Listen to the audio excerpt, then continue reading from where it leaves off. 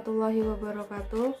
Perkenalkan, nama saya Nana Andriani dengan NIM 2025156 dari Universitas Pasir Pengarayan, Fakultas Ekonomi, Prodi Manajemen, kelas 1B.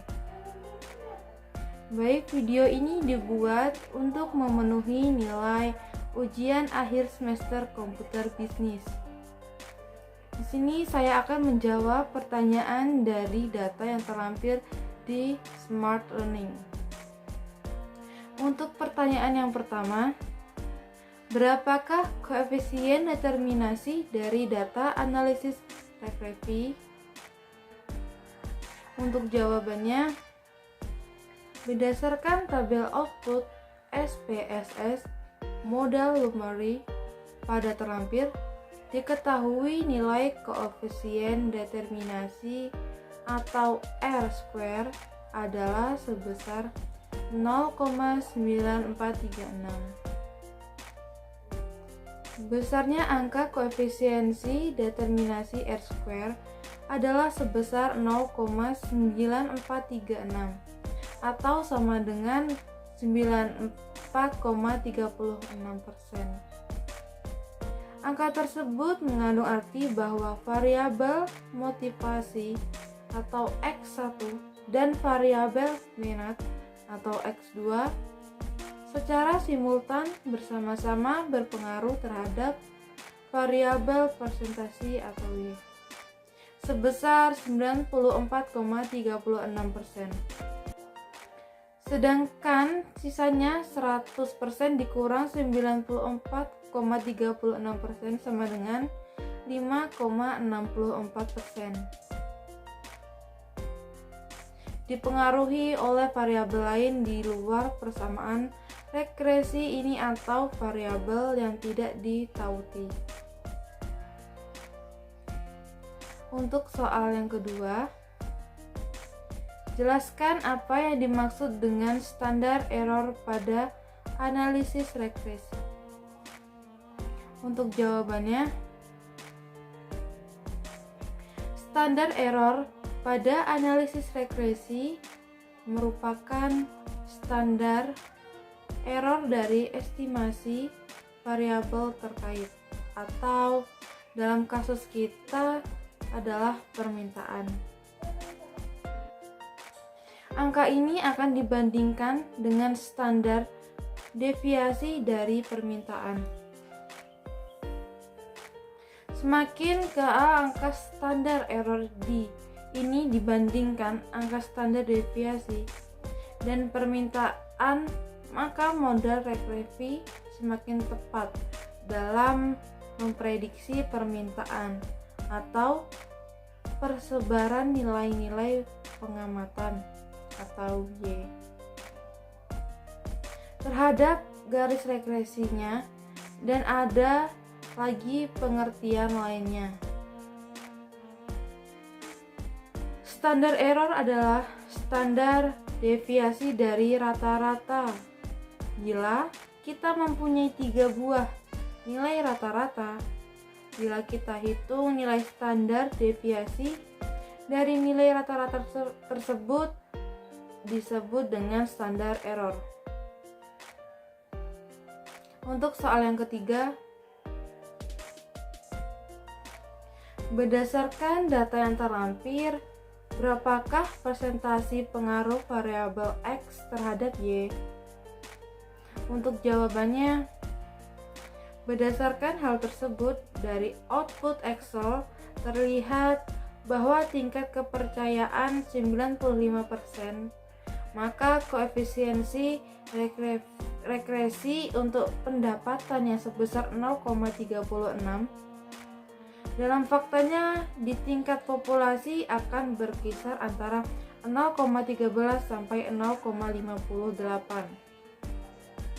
Selanjutnya, dari informasi kolom 1 sampai 5 atau tabel 3 ditambah informasi dari tabel 1 dan tabel 2,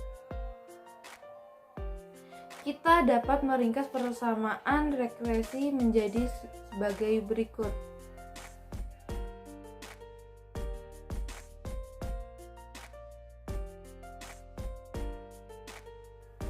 Pada baris pertama ini adalah persamaan regresi dengan koefisiensinya.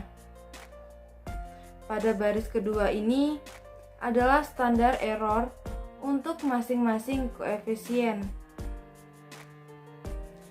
Dan pada baris ketiga ini adalah nilai lebih kurang dan F ada bintang 1 dan bintang 2. Seringkali orang menandai dengan bintang 1 yang menunjukkan uji tersebut signifikan pada tarafnya 5% dan bintang 2 sebagai signifikan pada taraf nyata 1%. Sekarang mari kita baca untuk hasilnya.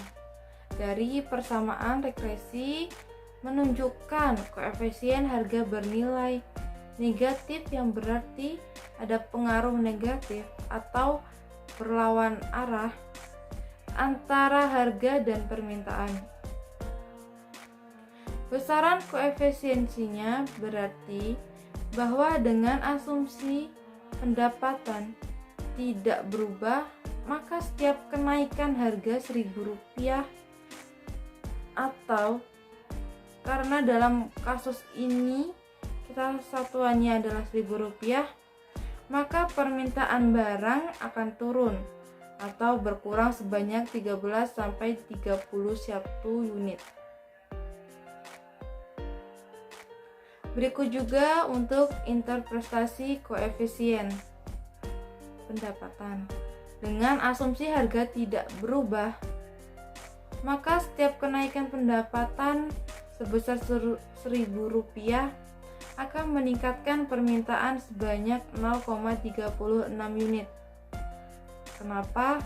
Karena koefisien regresinya positif, yang berarti pengaruhnya searah. Konsta yang sebesar 607,53 secara sistematis berarti bahwa ketika variabel bebas nilainya 0, maka variabel terikat nilainya adalah sebesar konstanta tersebut. Tetapi kita perlu hati-hati dalam membaca konstanta dalam kasus ini. Kenapa begitu? Karena selain nilainya tidak signifikan, juga secara logika kita tidak akan pernah berhadapan dengan harga dan pendapatan yang nilainya 0. Harga barang dengan nilai 0 bukan barang ekonomi atau yang tidak masuk dalam analisis data.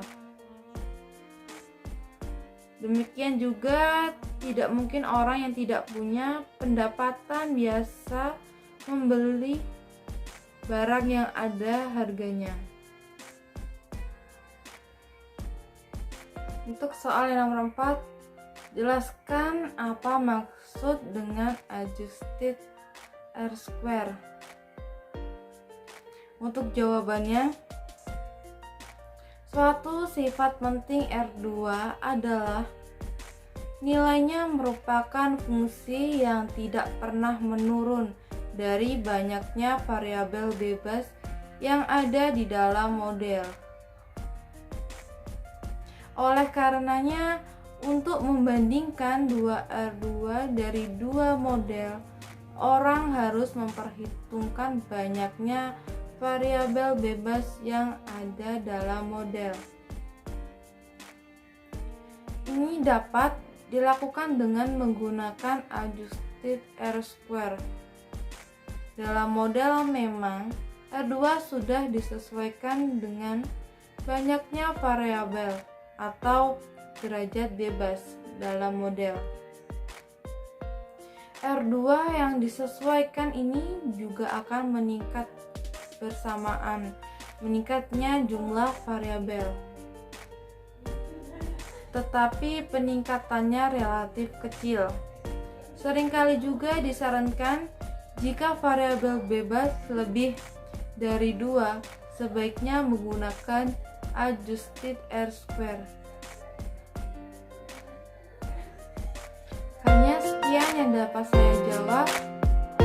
Lebih kurang saya mohon maaf.